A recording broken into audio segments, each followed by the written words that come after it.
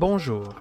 Dans cette vidéo, je vais vous montrer comment simplifier votre iPhone 13 afin de le configurer pour une personne âgée. Vous pouvez simplifier l'interface utilisateur et la rendre beaucoup plus intuitive pour une personne âgée. Pour ce faire, allez simplement dans les réglages et dans Réglages, allez à Accessibilité. Ensuite, faites défiler jusqu'en bas jusqu'à ce que vous voyez Accès assisté. Maintenant, je vais simplement faire défiler vers le bas pour le réinitialiser car je l'ai configuré plus tôt. Et maintenant, je vais cliquer sur Configurer l'accès assisté. Maintenant, cliquons sur Continuer. Ensuite, cela vous montrera que l'iPhone est associé à votre compte Apple. Vous pouvez cliquer sur Changer de compte Apple pour vous connecter à un autre ou vous pouvez simplement cliquer sur Continuer. C'est ce que je vais faire.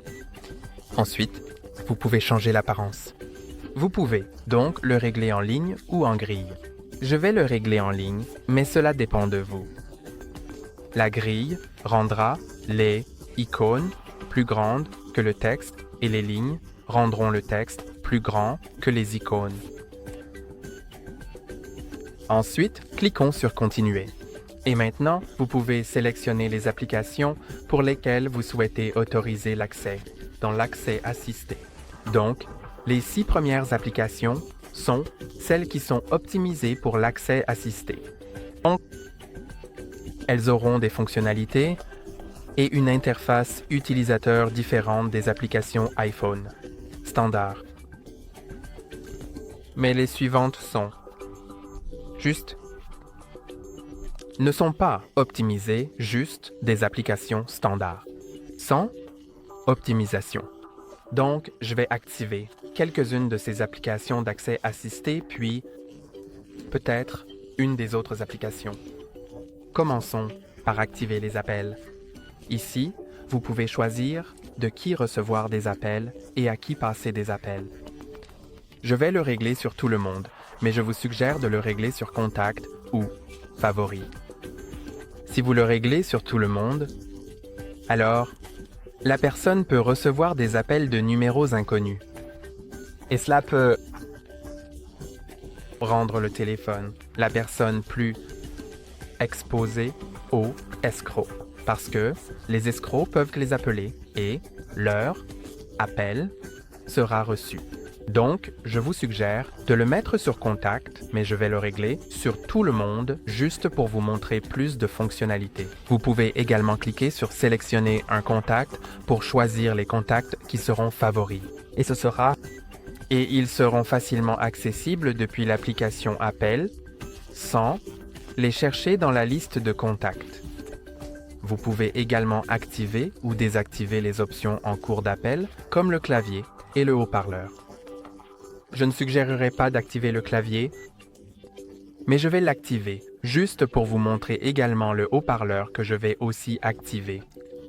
C'est une bonne option pour certaines personnes. Ensuite, cliquons sur Continuer. Et maintenant, activons la caméra. Ici, vous pouvez choisir quels modes seront disponibles dans l'application de la caméra. Je vais simplement les activer tous, mais vous pouvez n'en activer qu'un ou deux ou trois, peu importe. Ensuite, je vais également activer la loupe et peut-être activons les messages. Dans les messages, vous avez également l'option de configurer de qui recevoir des messages. Je vais donc le régler sur tout le monde, mais je vous suggère aussi de le régler sur Contact uniquement ou même uniquement sur Favoris. Vous pouvez également sélectionner les contacts qui seront vos favoris. Vous pouvez activer ou désactiver l'option pour entendre le message dans les messages. Et vous pouvez gérer les détails de la conversation. Mais je vais désactiver cela parce que cela inclut les dates, le statut de livraison et les accusés de lecture et je ne pense pas que ce soit vraiment nécessaire dans mon cas. Ensuite, vous pouvez également choisir la saisie de messages, clavier, vidéo, selfie ou emoji. Je vais donc activer tout cela, mais vous pouvez sélectionner ceux que vous trouvez importants. Il faut juste savoir que le clavier ne sera pas optimisé. Ce sera juste un clavier standard. Donc, pour certaines personnes, il peut être assez difficile d'utiliser le clavier. Vous pourriez donc vouloir le désactiver et laisser la vidéo, le selfie et l'emoji. Ensuite, cliquons sur Continuer. Maintenant, je vais aussi activer la musique. Ici, vous pouvez sélectionner la playlist qui sera disponible. Je vais donc activer la playlist des chansons préférées, puis cliquer sur Continuer. Maintenant, vous pouvez également activer les photos. Je ne vais pas les activer, mais elles fonctionneront. Juste pour que vous puissiez voir la grille des photos. Vous pouvez cliquer sur la photo pour la visualiser, puis vous aurez un bouton retour et ce sera essentiellement tout sans fonctionnalités non importantes. Non importantes, je veux dire certaines fonctionnalités qui peuvent être trop déroutantes. Ensuite, activons comme n'importe quelle application. Je vais peut-être activer le E. Allons! Activons n'importe quoi comme. Je vous suggérerais d'activer la calculatrice ou le calendrier ou l'horloge. Oh oui, activons l'horloge. C'est une bonne idée parce que vous pouvez régler des alarmes ici, etc. Et c'est une application qui n'est pas optimisée, donc elle ressemblera à une application iPhone standard, mais aura certains éléments plus grands et aura un grand bouton retour en bas. Et c'est tout ce qu'elle aura. Donc je vais désactiver la localisation et cliquer sur Continuer. Je clique sur Continuer, vous pouvez autoriser plus d'applications selon vos besoins. Alors, il est dit que l'utilisation de l'accès assisté permettra. Pour ouvrir les services d'urgence, vous devrez cliquer 3 fois sur le bouton latéral. Les notifications seront des badges. Voici quelques informations sur la confidentialité. Vous pouvez également cliquer sur « En savoir plus » sur l'accès assisté pour en savoir plus. Ensuite, je vais cliquer sur « Continuer ». Maintenant, il est indiqué que Face ID est actif et le code d'accès est défini.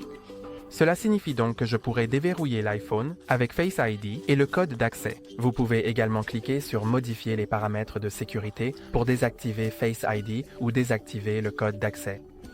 Si vous désactivez le code d'accès, alors le téléphone sera un peu plus facile à déverrouiller. Mais, honnêtement, je ne le recommanderais pas car cela permettrait à d'autres personnes d'accéder facilement au téléphone. Sans code d'accès, donc je ne vais pas le désactiver, je vais laisser Face ID et le code d'accès. Cliquons sur Continuer. Maintenant, vous devez définir un code d'accès pour l'accès assisté et c'est un code différent de celui du téléphone, donc je vous suggère de le définir comme quelque chose de complexe. Je vais le définir simple, mais vous devriez le définir complexe, différent de celui du téléphone. Code d'accès. Parce que vous ne voulez probablement pas que cette personne quitte accidentellement l'accès assisté, car le code d'accès sera nécessaire pour quitter l'accès assisté. Et s'il le quitte accidentellement, il risque d'être confondu avec l'interface utilisateur standard du téléphone. Ensuite, vous pouvez également configurer un compte Apple de récupération, ce qui vous aidera si vous oubliez votre code d'accès assisté. Mais je vais cliquer sur Maintenant parce que j'ai le code d'accès enregistré sur la caméra. Ensuite, il est indiqué que pour quitter l'accès assisté, vous devrez cliquer 3 fois sur le bouton latéral. Cliquons sur Continuer. Maintenant, vous pouvez cliquer sur Commencer à utiliser l'accès assisté ou Entrer plus tard. Commencer à utiliser l'accès assisté maintenant, je dois entrer le code d'accès. Maintenant, attendons un petit moment.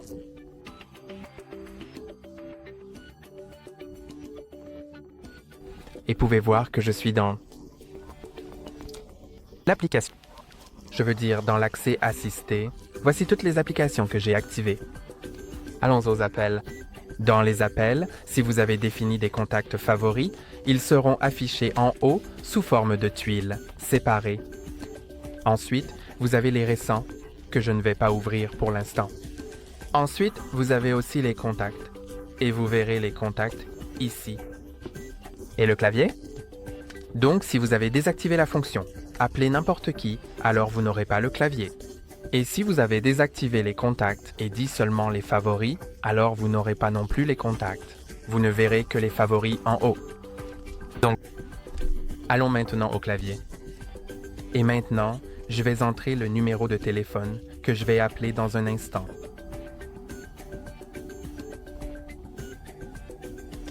Alors, appelons quelqu'un.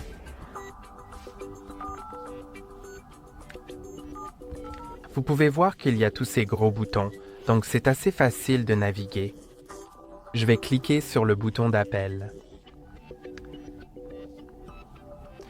Ensuite, sur mon autre téléphone, j'ai reçu un appel.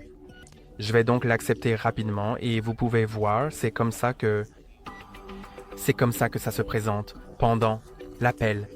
Et vous avez activé le clavier, vous pouvez l'ouvrir pour taper quelque chose avec le clavier. Ici, vous pouvez activer ou désactiver le haut-parleur. Ici, terminer l'appel. Pour terminer l'appel, cliquez là-dessus, puis cliquez à nouveau, mais en haut. Et maintenant, je vais cliquer sur Retour. Vous pouvez voir que ces boutons sont assez intuitifs. Ensuite, allons à l'appareil photo et dans l'appareil photo, vous pouvez voir la photo, le selfie photo, la vidéo selfie. Ce sont les modes que j'ai activés. Je vais prendre une photo standard. Prenons une photo de ce plan. Ensuite, elle sera affichée dans la galerie que j'ai désactivée, mais vous la verrez dans la galerie, c'est sûr. Ensuite, passons à la loupe. Ici, c'est aussi assez intuitif. Vous pouvez zoomer, dézoomer, zoomer beaucoup pour lire un texte qui est juste exactement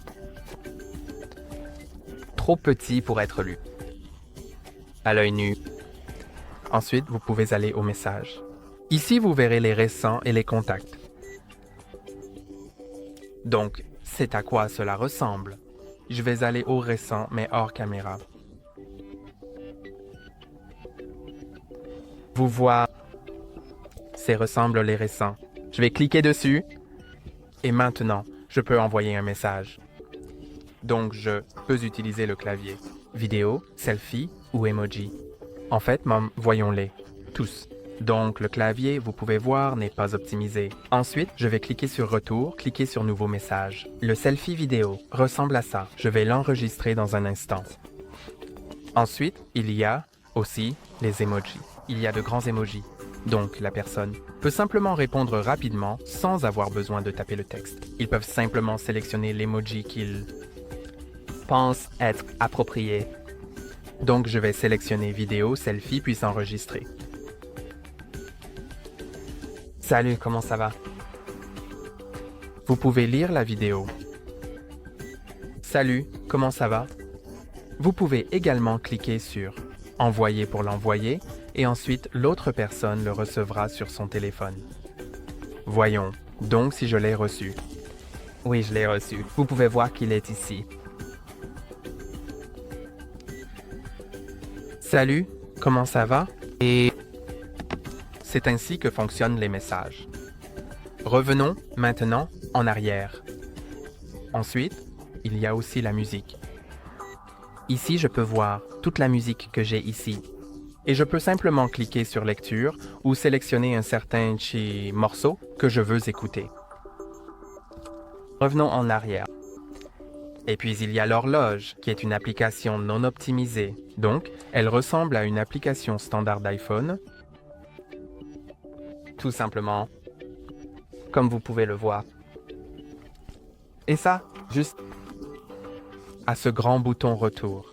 Et c'est principalement le changement qui est ici. Maintenant, voyons comment déverrouiller le téléphone. Donc pour le faire, je vais le verrouiller. Et pour le déverrouiller, vous devez cliquer sur Ouvrir. Ensuite, entrez le mot de passe ou déverrouillez-le avec votre Face ID, puis cliquez sur Ouvrir. Parfois, je ne sais pas quelle est la raison pour cela, mais parfois, vous devrez cliquer 3 fois, vous devrez taper ici, puis ici, et cela vous déverrouillera. Je plaisante pas. Ce sera affiché à l'écran, ce sera facile de naviguer et de le déverrouiller avec Face ID. D'accord. Et maintenant, cliquons 3 fois sur le bouton latéral. Et ici, j'ai les paramètres d'urgence et quitter l'accès assisté. Allons dans Paramètres. Changer la taille de la police. Je vais entrer le code d'accès assisté maintenant dans la taille du texte. Je vais l'augmenter à, disons, 310%, ce qui est le maximum. Vous pouvez également activer ou désactiver le mode avion et activer ou désactiver le mode sombre. Je vais le désactiver juste pour vous montrer à quoi cela ressemble sans le mode sombre. Vous pouvez également changer le volume et la luminosité de l'écran et cliquer sur « Éteindre » pour éteindre le téléphone. Je vais cliquer 2 fois sur « Retour » pour voir. Voici à quoi cela ressemble avec la police plus grande et avec le mode clair et la police est dans toutes les applications. Donc vous pouvez le voir ici. Même dans l'horloge, c'est un peu plus grand. Donc, même si une application n'est pas optimisée, si vous changez la police, elle vous montrera le... Elle l'affichera avec la police plus grande, comme vous pouvez le voir. Et maintenant, cliquons 3 fois pour quitter le mode d'accès assisté. Il suffit de cliquer sur Quitter l'accès assisté. Maintenant, entrez le code d'accès assisté pour sortir. Et cela le quittera. Et c'était tout pour l'accès assisté. Aussi, je vais vous montrer comment réduire la taille de la police. Parce qu'après avoir quitté l'accès assisté, la taille de la police restera. Donc, je vais vous montrer comment simplement la changer à nouveau. Déverrouillons mon téléphone. Allons dans les paramètres. Et maintenant, je vais faire défiler vers le bas jusqu'à ce que vous voyez la luminosité de l'écran, puis allez à la taille du texte et vous pouvez la réduire. Je l'aime vraiment très basse, donc je vais la mettre ici et c'est ajusté. Tout pour aujourd'hui. N'oubliez pas de liker et vous abonner. À la prochaine fois.